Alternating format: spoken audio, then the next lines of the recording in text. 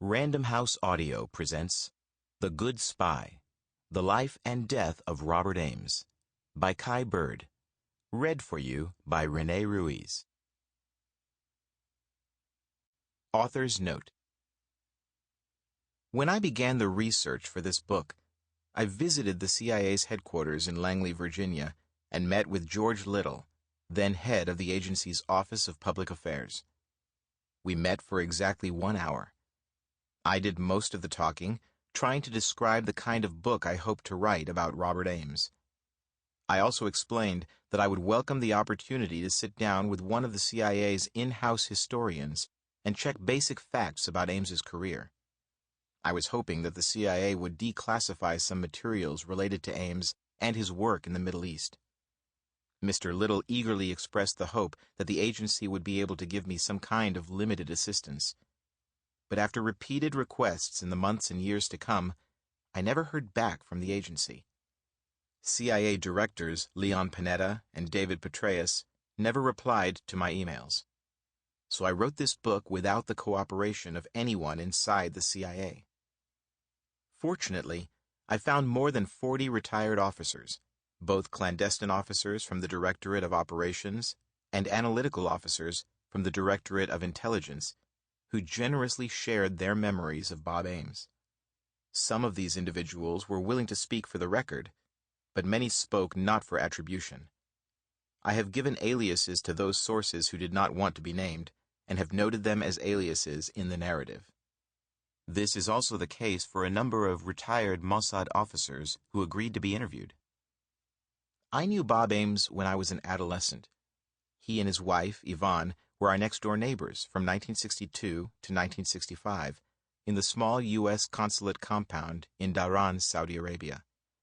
So I have vivid memories of this tall, handsome young man who liked to play basketball with the consulate squad of U.S. Marine Guards. I was unaware at the time that Bob was a CIA clandestine officer. I thought he was just another Foreign Service officer, like my father. Decades later, I approached Yvonne to say that I was writing a biography of her late husband. She remembered me. And though she'd never spoken to a reporter about her husband's life, she graciously agreed to talk and to share her small collection of photographs, correspondence, and a family scrapbook. I also found a few declassified documents in the National Archives and the Ronald Reagan Presidential Library pertaining to Ames. But most of this book is based on interviews in Washington, D.C., Beirut, Amman, Tel Aviv, and Jerusalem. I wrote it in Barranco, a suburb of Lima, Peru. Espionage, properly conducted, never announces itself. Stolen information remains in its accustomed place. The spy is a trusted civil servant. The spy master betrays no sign of special knowledge. Thomas Powers, The Man Who Kept the Secrets. Prologue. Monday, September 13th, 1993. It was a bright, blue, cloudless September day in Washington, D.C., a day of hope for the peoples of the Middle East after decades of cyclical wars, massacres, and spectacular acts of terrorism. But Frank Anderson, the Central Intelligence Agency's ranking clandestine officer in the Arab world, was nevertheless somehow annoyed that morning. He knew something extraordinarily good was about to happen. At 51, Anderson had spent half his life working on the Middle East. After joining the CIA in 1968, Anderson had risen rapidly in the ranks of the agency's clandestine services, learning Arabic in Beirut and specializing in the war-torn Middle East. By 1993, he was chief of the Near East and South Asia Division of the CIA's Directorate of Operations. That morning, he had every reason to believe that peace was finally coming to a region to which he had dedicated his entire career. He should have felt elated, but he was quietly miffed. Israeli Prime Minister Yitzhak Rabin and Yasir Arafat, the chairman of the Palestine Liberation Organization, were about to sign a peace accord at the White House. President Bill Clinton had invited 3,000 people, to witness the historic moment on the south lawn of the White House, and Anderson suspected that not a single CIA officer had been invited. Anderson thought that was wrong. Someone in the White House had forgotten how this peace process had started as an intelligence operation. Anderson believed the CIA, through its careful cultivation of clandestine sources, had created the opportunity for the Oslo Accords, which were to be signed that morning. He knew it had all started decades earlier, when a young CIA officer named Robert Clayton Ames had cultivated the first highly secret contacts between the United States and the Palestinians.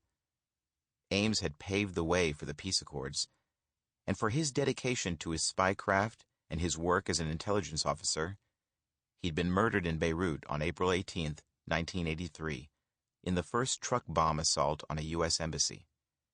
He had happened to be in the wrong place at the wrong time.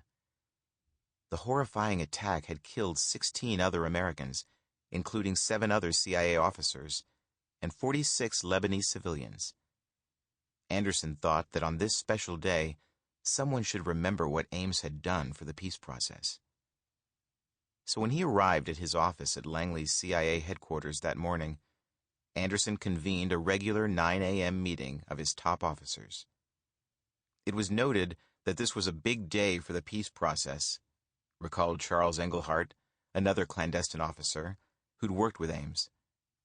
We were all quite optimistic in those days that this time the Israelis and the Palestinians would get it right. Someone asked who was representing the CIA on the occasion, the director? A quick check indicated that there was no CIA representation at the ceremony. After an awkward moment of silence, Anderson turned to his assistant, Bob Bassard, and said, "Okay, let's get a bus and go visit our dead." Anderson quickly spread the word that he wanted to take dozens of young, newly minted clandestine officers and a few analysts out to Arlington National Cemetery. They would walk to Ames's gravestone and say a few words in his memory. "I'm proud to say that it was my idea," Anderson said many years later. It was a spur-of-the-moment decision. By 10:30 a.m., a CIA bus was waiting at the southwest entrance. "We filled the bus," said Anderson, "probably 30 or 40 people." Anderson wanted the younger officers there because he thought of the visit as a values transmission opportunity.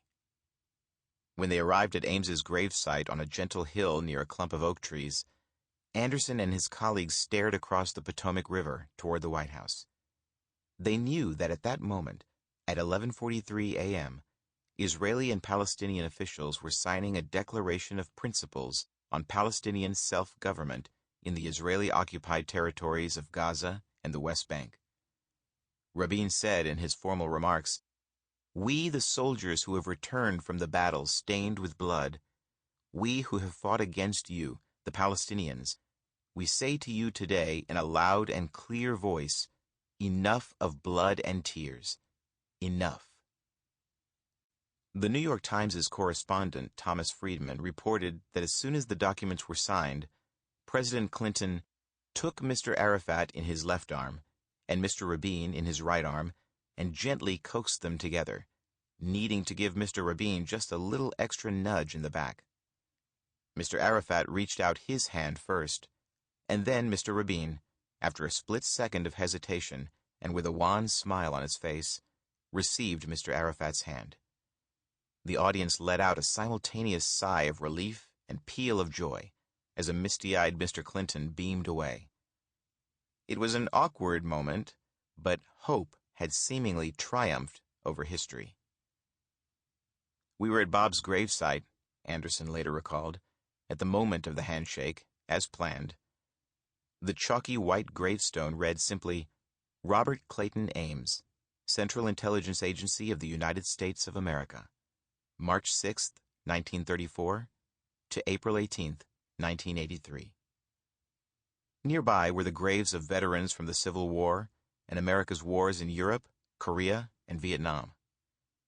A rear admiral born in 1876 was buried behind Ames, but Ames's was then the only gravestone in Arlington to identify a clandestine officer of the CIA.